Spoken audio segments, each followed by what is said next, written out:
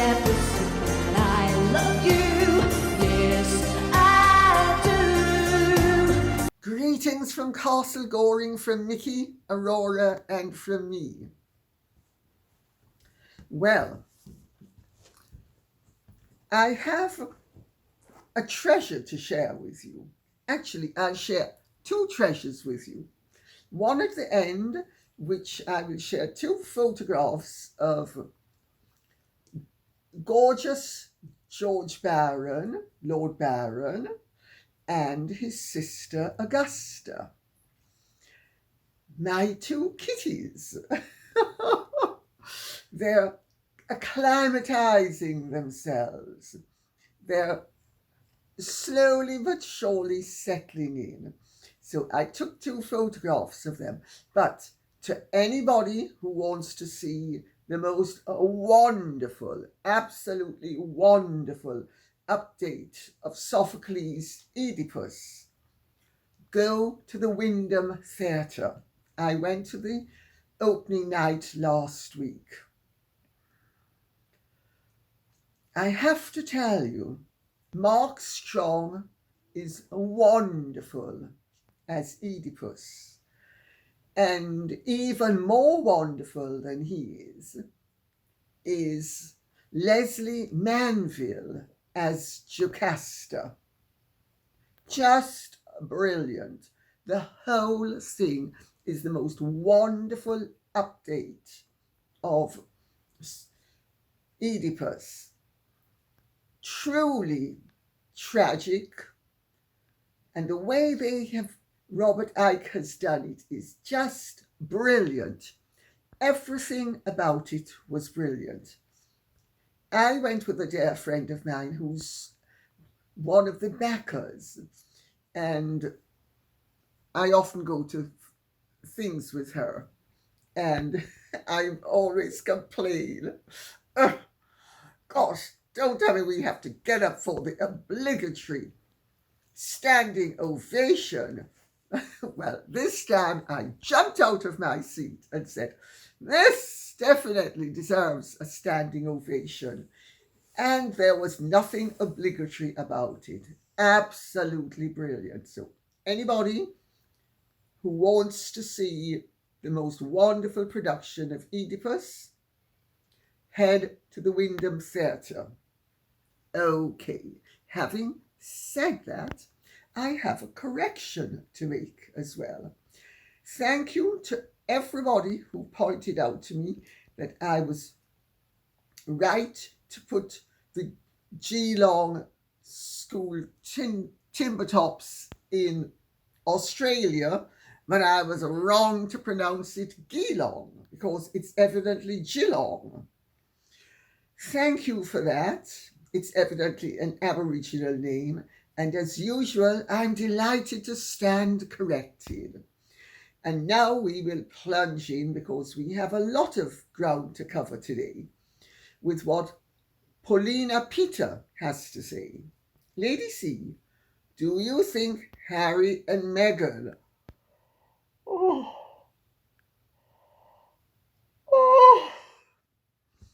I feel such ennui overcoming me. I don't know what to do. I suppose I will womanfully continue to rise to the challenge of reading the question. Do you think Harry and Meghan might have been advised that although the US and Portugal do have an extradition treaty, it seems it's only being used in organised crime and terrorism investigations? If they were to relocate their books and records to Portugal, it would hinder investigations. I love the question. Thank you so much for that. First of all, books and records nowadays are not only actual, they're digital, and they could move anything they wanted from Delaware to Portugal. There would still be a record of it. That's number one.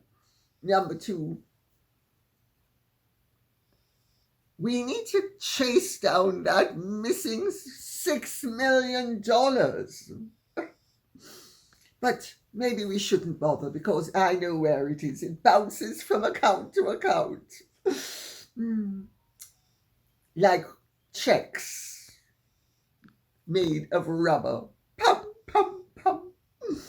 Bouncing from one to the other, but lodging just long enough to be official. All of which I have no doubt is perfectly legal.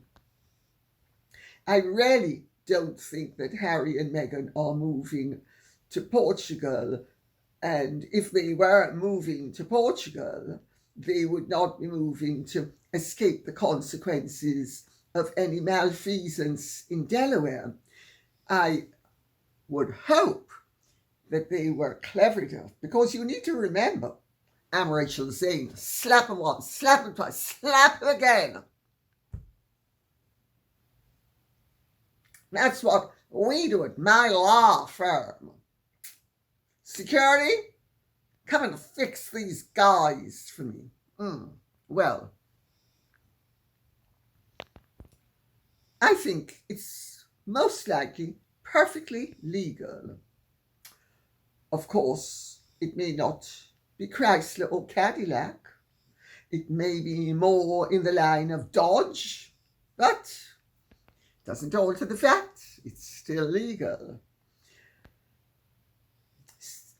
And I can promise you, even if they did something that was really illegal, do you honestly think that the United States government would be applying for them to be extradited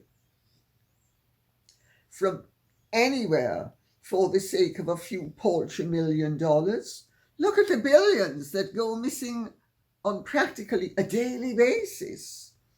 I mean, goodness, I can name a few companies, not to mention a few individuals, not to mention several people who've been caught red-handed, hands in the till and laptops to the ready, and they're still free. They weren't extradited. So the only person who was extradited of any note, well, more than one person, but the main one was Mike Lynch, Autonomy, who was extradited by Hewlett Packard's female CEO, who was covering up for her incompetence and ruined the last several years of his life. And sadly, he died in the Bayesian tragedy, and he and his daughter were buried last week, Thursday. So, and that is an English to American extradition. Portugal wouldn't, even if Portugal were so minded, do you think the United States of America would be asking Portugal to extradite one of its citizens, especially a high-profile citizen like Meghan, even if they had committed a crime of the minor significance that they would be committing? Because, I mean, let's face facts, a few $1 million is neither here nor there nowadays.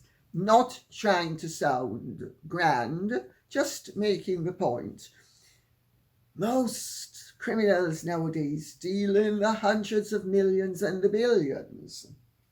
So, Rose Hedge says, love it, Lady C, Prince William seems to think highly of New Zealand's former Prime Minister Jacinda Ardern.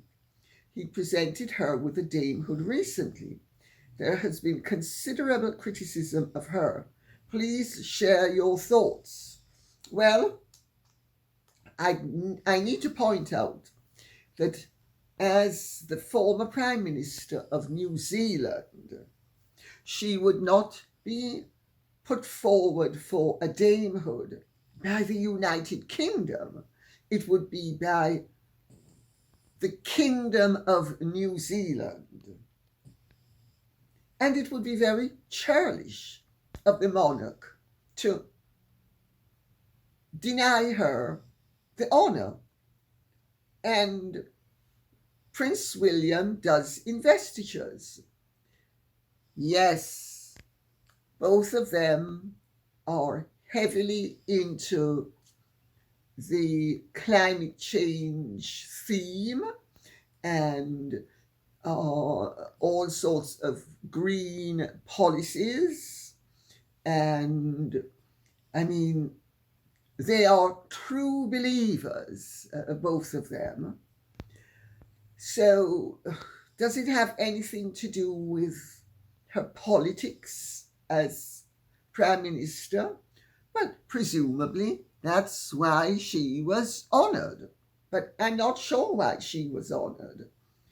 Maybe she was honoured for shutting down New Zealand for the length of time she did. Nowadays, people get honoured for the weirdest things. And I will, before moving on, just say that there's no doubt that the climate changes. There is no doubt that we have climate change. There's no doubt the climate always changed. I leave you with two words to ponder upon. The green Sahara. The Sahara used to be green. And on that note, I will say, Antonio Medici says, King Charles, in my mind, is the best dressed man in the world.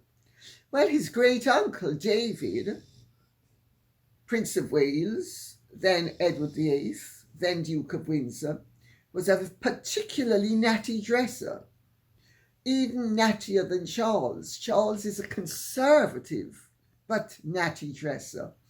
But Edward VIII was a very cutting-edge fashionista. So, yes, Charles is very well dressed, always impeccably turned out, and rather like people like me, he has clothes that are decades old. And rather like his sister Anne, he can get into them. Not a boast I can make, but I still have them, if only for my death sale. After all, I need to think of my heirs. At the moment, I have 6 children to think of. Dima, Misha, Mickey, Aurora, gorgeous George Barron, and Augusta. So,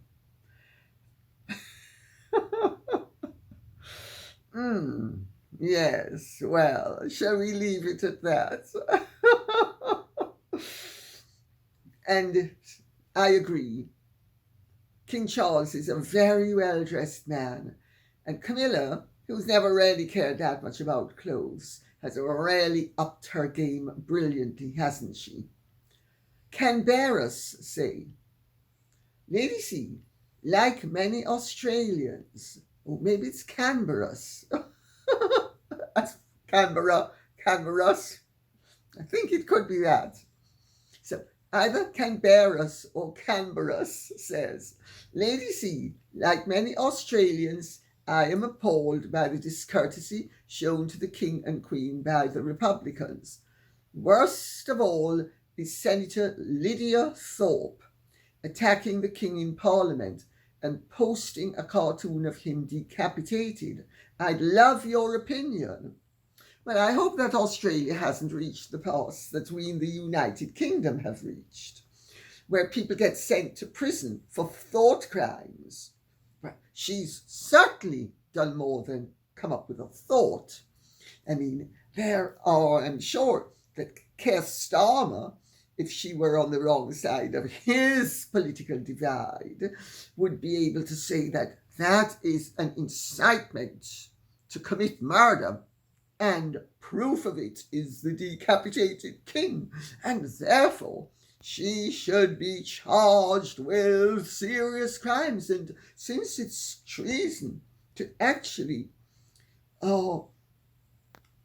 envisage, much less actually give visible proof of the death of a king, that she should definitely not only be tried but put into prison, maybe longer than the 31 months that were given to Lucy Connolly.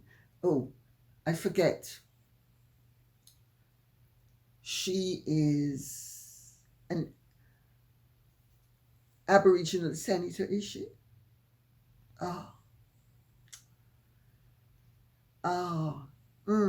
That's not going to wash, is it?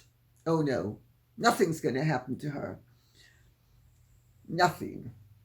But the discourtesy. And evidently she has form. She is known to be a sensationalist. I think it's just bad manners. And I think it's a very Meghan and Heroldian ploy to garner attention for herself. And my understanding is that the king has pretty much starved it of the oxygen that it would require to flourish with too much attention. So,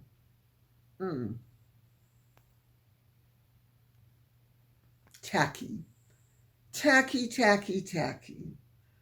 One simply doesn't behave like that to one's guests, especially a guest who has stopped his cancer treatment to fly practically the whole way across the world.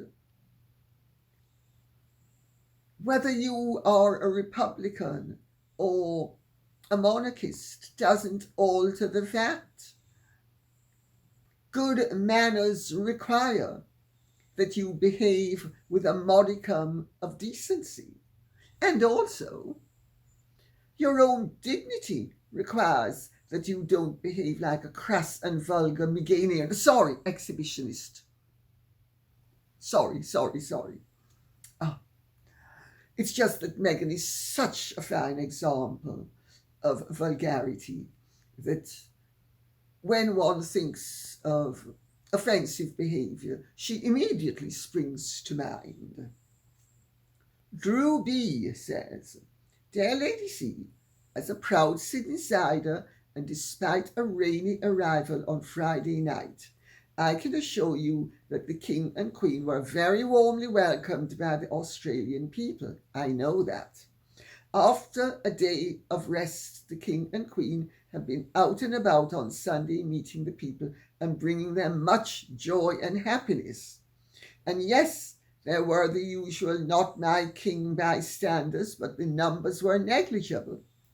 The rude state premiers who have snubbed the king have shown their typical political ideologies, but by no means do they represent the everyday Australian people, most of whom have been disgusted with their pettiness.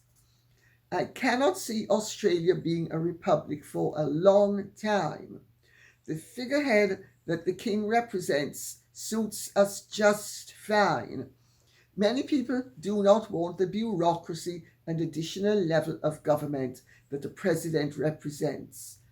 By the way, the Opera House looked beautiful with the montage."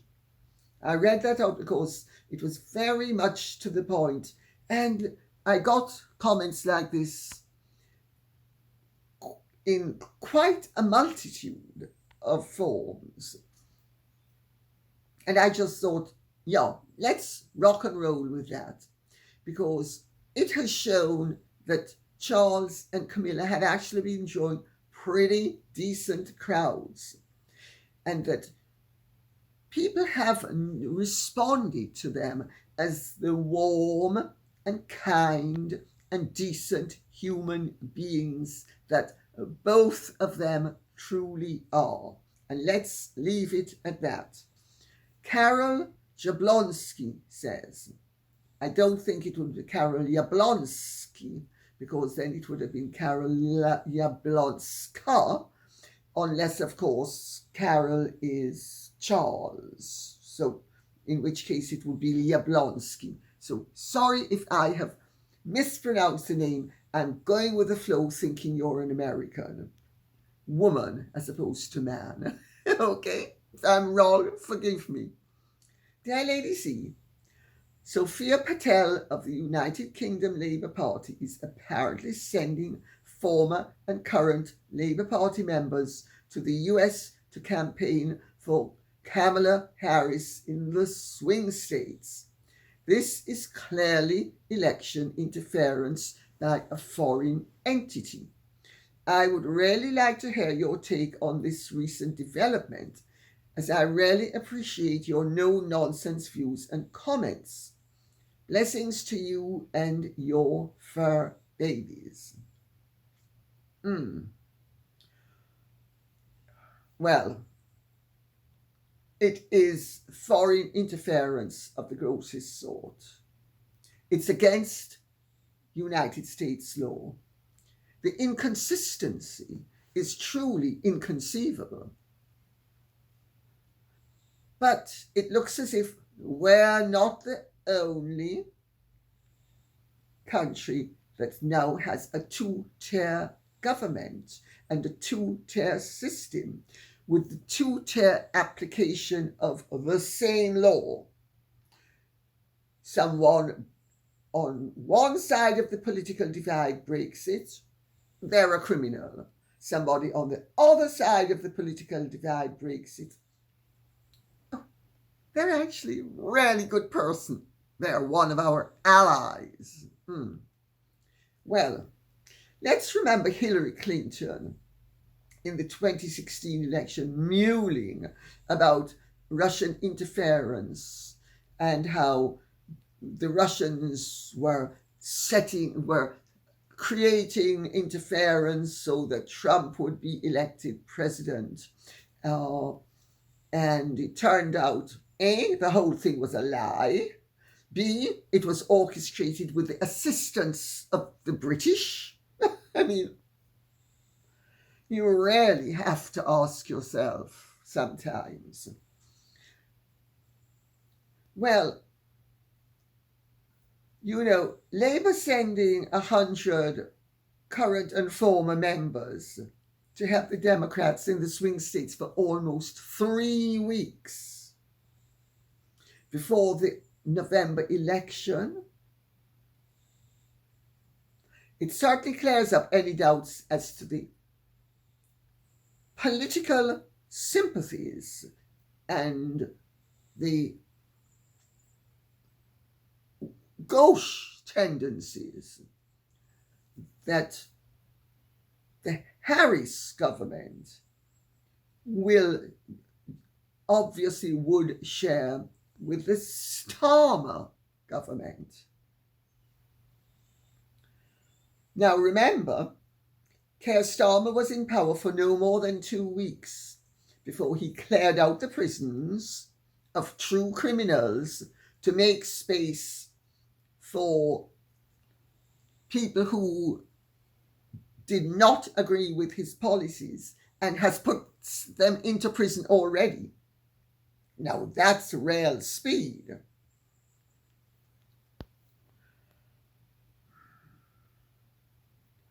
What's really happening is that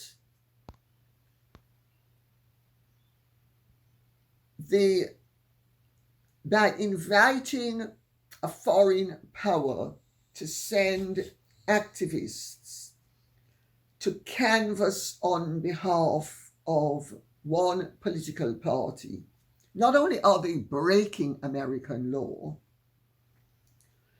but they are also polluting America's territorial integrity.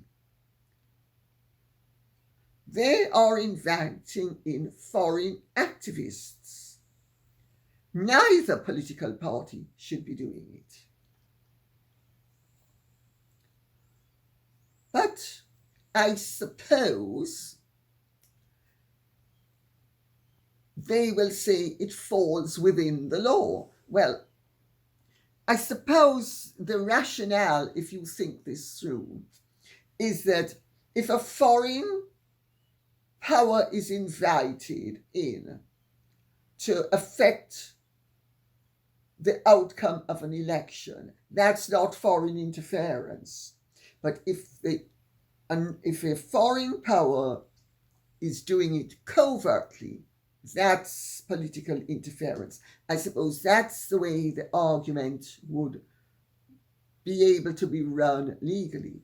Oh, sorry, that actually doesn't make sense, because if Trump had been inviting in the Russians, as Hillary Clinton said, to help to get him elected, and that was against the law, how is it then that the vice president inviting in foreign powers to help her get elected as president is not breaking? I'm struggling here. And to me, it's purely a matter of law. And I think that everybody should be very careful how they set precedents for future elections within their own country. You know, something's convenient today and it's allowed even though it's shady. Tomorrow, when it's no longer convenient for you and you have agreed to it. And remember Pastor Neumahler? First they came for the socialists, then they came for the Jews, then they came for this, then they came for that. And finally they came for me, and there was nobody to protest and save me. Well, I will make one point, that if foreign states are allowed to interfere with the political process in other states that have similar political aims or sympathies, that is an updated version of what we in the West fought for throughout the life of communism to destroy. Comintern. The Comintern was the Soviet Union's desire to convert the whole world to communism.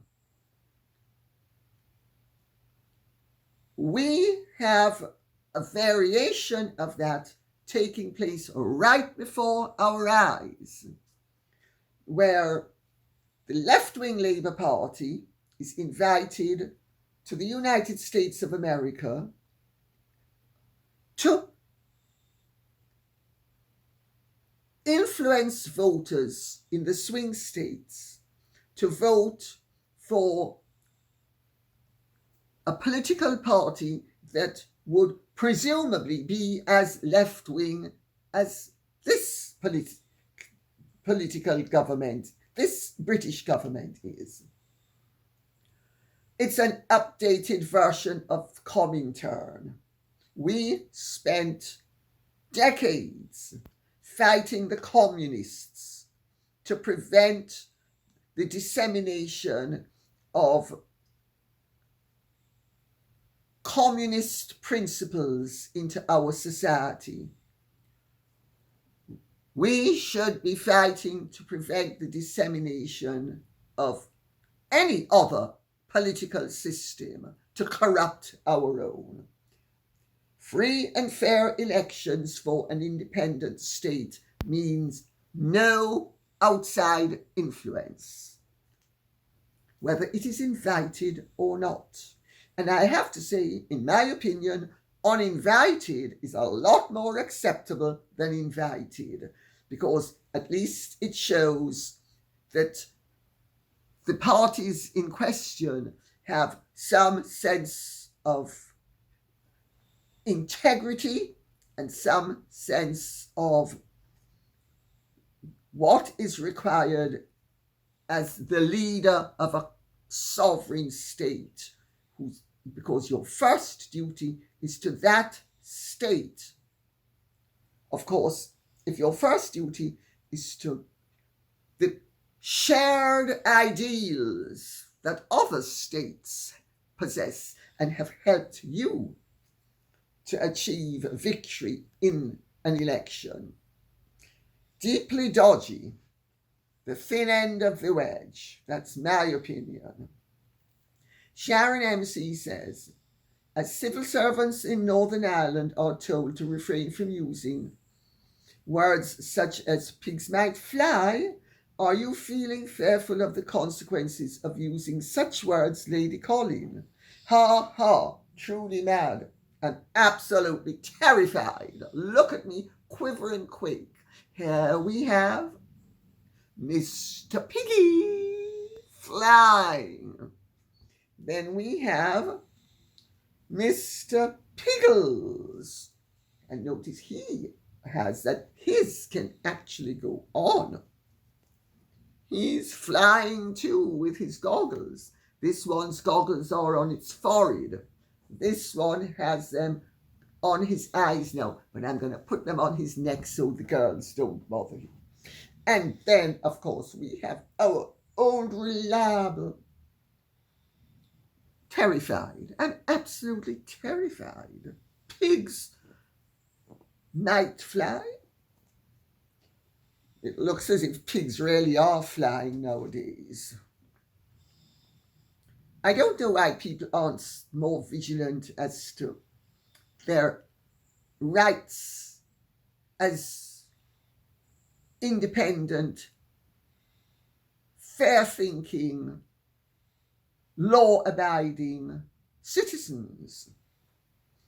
Sue Cooper says, I'm so glad that you have mentioned the poor lady imprisoned for her opinion, which she then deleted. Her name is Lucy Connolly. It is appalling. It certainly is. So many others have committed terrible crimes that are then given a suspended sentence. It is awful and scary what is happening at the moment. Well, we have sent over 100 invitees to the United States, or are sending over 100 invitees so that everybody in America can have the same system that we do. Well, we have some shining examples. We have Hugh Edwards, BBC stalwart, admitted, convicted of perversion, doesn't spend a day in jail. Martin Bashir, fraudster, forger, liar, cheat, doesn't even get charged with a crime. So,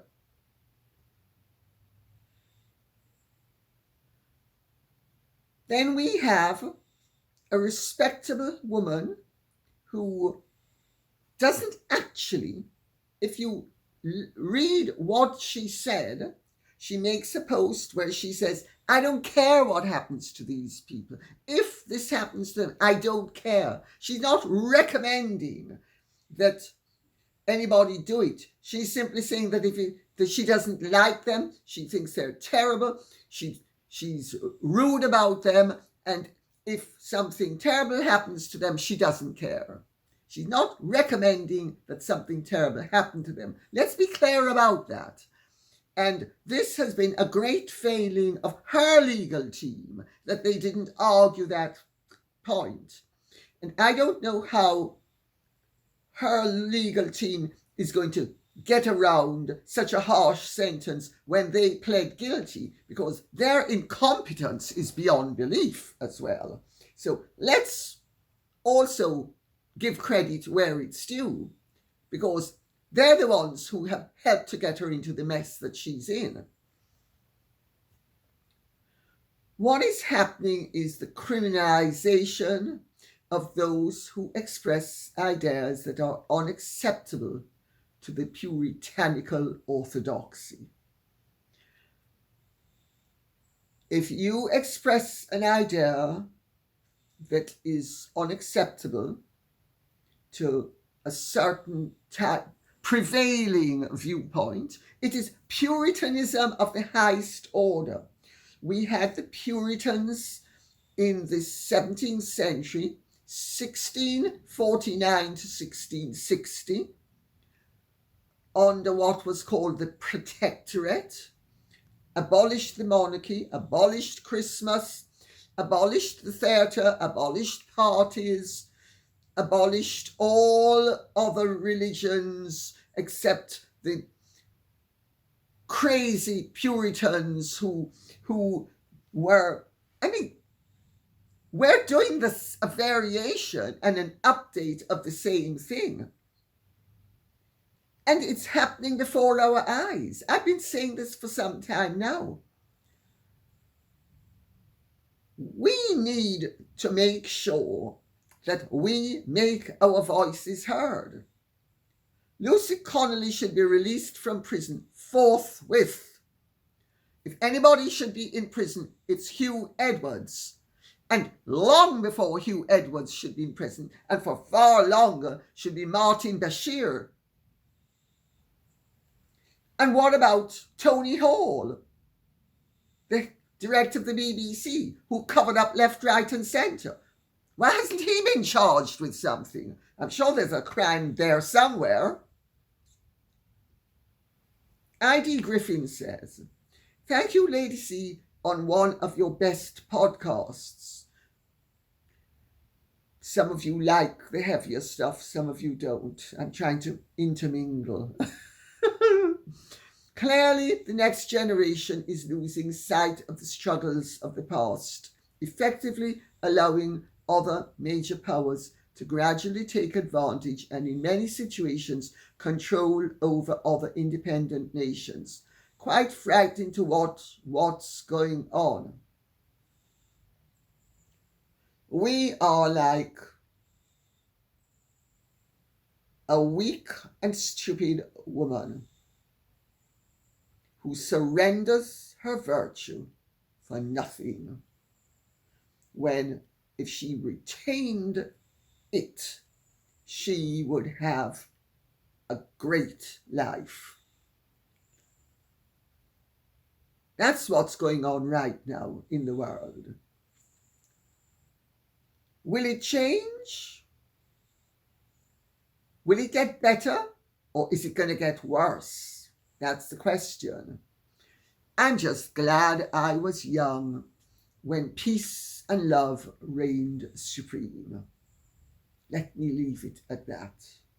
Because nowadays, Puritanism and disapproval and offendedness reigns supreme.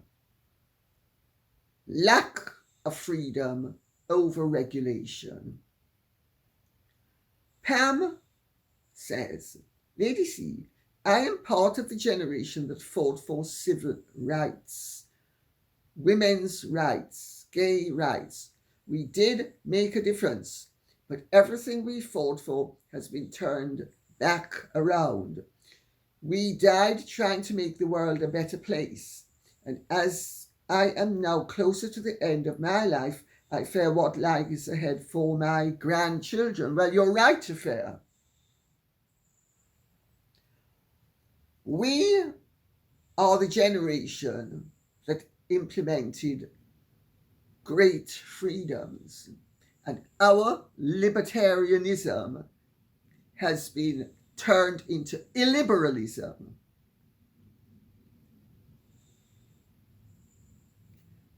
It's human nature. The pendulum swings one way, then it swings another. And we are simply caught at this point in the swing in a dangerous direction. Sometimes the pendulum gets stuck. Look at what happened in the Soviet Union. for the decades that it happened. Do you think it couldn't happen here? Yes, it could. And when people speak about that we are entering in the West into a communist age, we're not. We are not entering into a communist age. We are entering into an authoritarian age. And the more authoritarian the government is, and the more power we give the government, is the more of a stranglehold they have on our lives, our liberties, our movements, our freedoms, our choices. Communism is where the state owns everything. Totalitarianism and authoritarianism is where the state tells you you can't stand outside of a clinic and silently pray. That's authoritarianism. Totalitarianism is when they do it without the benefit of elections.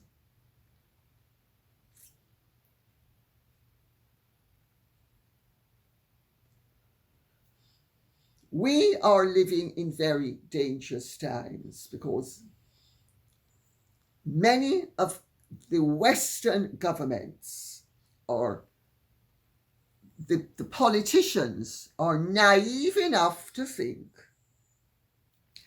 that if they eradicate borders and if they go global, that they will continue to have power in their own territories. And because they're all ignorant enough to have never studied history, they don't realize that there's going to be someone above them doing it. And the proof of the pudding is in the eating. In my lifetime, for most of my lifetime, we had two superpowers, the Soviet Union and the United States of America, with everybody else in varying degrees being subservient. Now we have one, at the moment, global superpower, with an awful lot of people being subservient. And those who are not subservient are forming another camp. But it's not a superpower yet. Will it become a superpower? Who knows?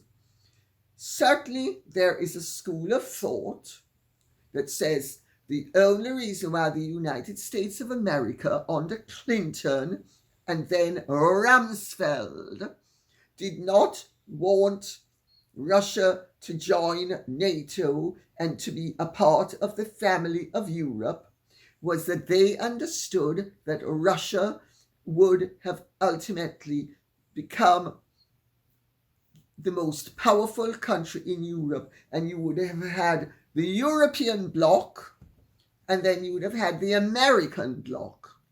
And they didn't want that. America wanted to maintain a foothold in Europe. So what we have now is a divided Europe. But we also have Western interests challenged with China. India is becoming a superpower. I mean, there's an awful lot going on in this world that people don't seem to be aware of. And they don't seem to understand the consequences of certain choices that they are making. And by all means, send the 100 activists to the swing states so that Keir Starmer will show Camilla the way to deprive people of the right to stand outside of a building and be silent and be put into prison for it. Please feel free to go right ahead.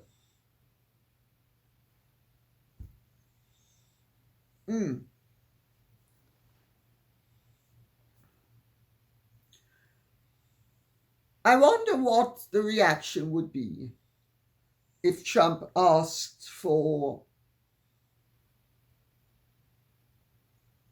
advisors and activists from another state, foreign power.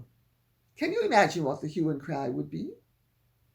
I think Americans should be up in arms about this, especially Democrats. Democrats should be saying, no, we don't want this. This is not right. This is wrong for our nation.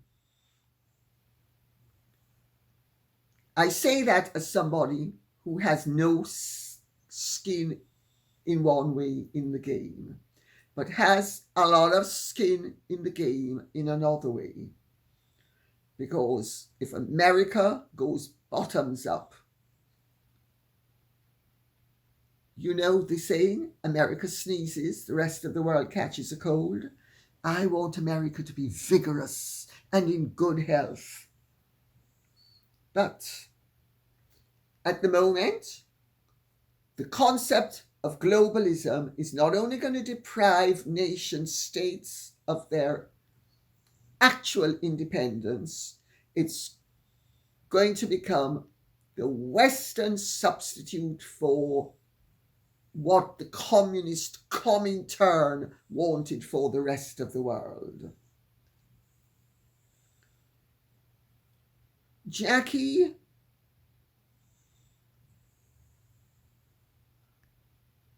Rydstrom says, I would imagine people of colour must feel cheated by Meghan.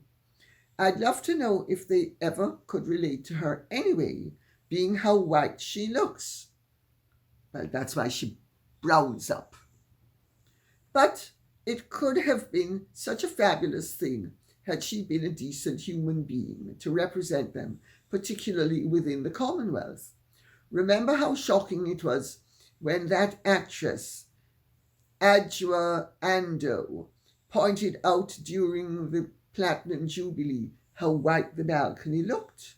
Well, on a funny side, it still would have looked white had Meghan been there. Love it, you're absolutely right. Well, when she looked more Afro than she does now, she made sure she headed to the nearest plastic surgeon and the nearest hairdresser to get rid of all signs of blackness. Such love that you erase it all. Such love. Well, on a funny note, it still would have looked white had Meghan been there.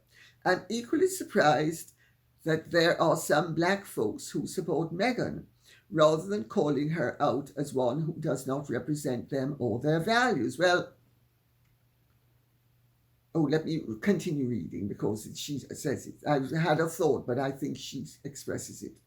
She has shamed them, and if I were black, I'd be shouting from the rooftops that she's an imposter and has none of the characteristics of family or moral decency we, the black people, hold dear. How I admired the wife of the Nigerian president, stating that she's not one of them, and summed her up beautifully. Yes, she did, didn't she? I have had black ambassadors, high commissioners, deputy high commissioners, diplomats approach me at receptions and tell me how deeply they deplore what Meghan has been about and how she has conducted herself, but they would never go public with it because they're worried of the political backlash from the ignorant blacks who have not understood that Meghan is the crassest opportunist that God put on this earth in terms of racial division. She has ruthlessly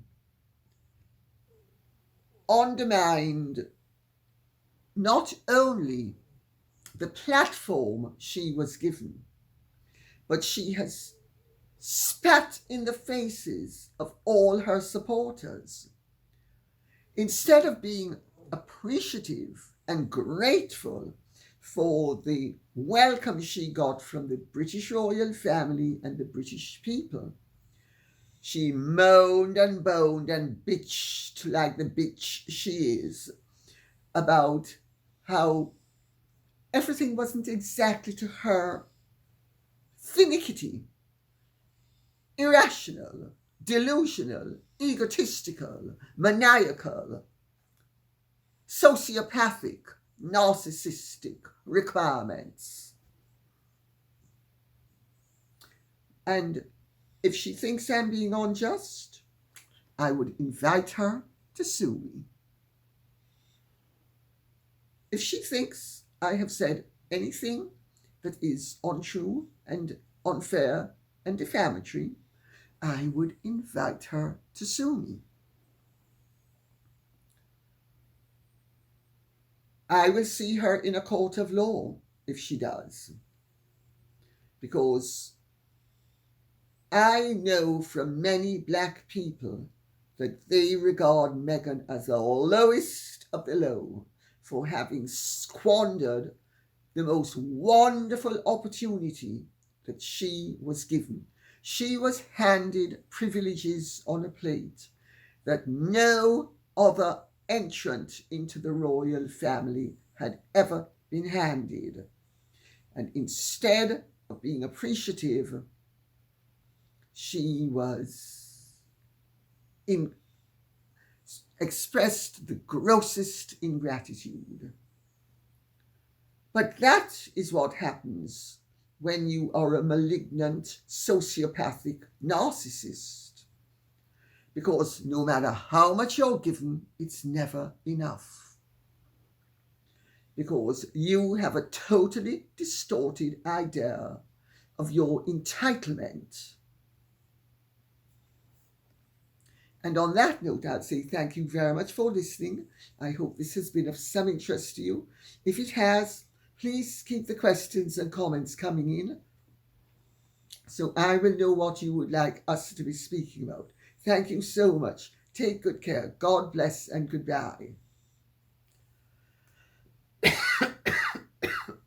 And if you have truly enjoyed this, would you care to like, share, subscribe, press the notification bell, and enjoy the photographs of my beautiful babies. Godspeed. Bye-bye.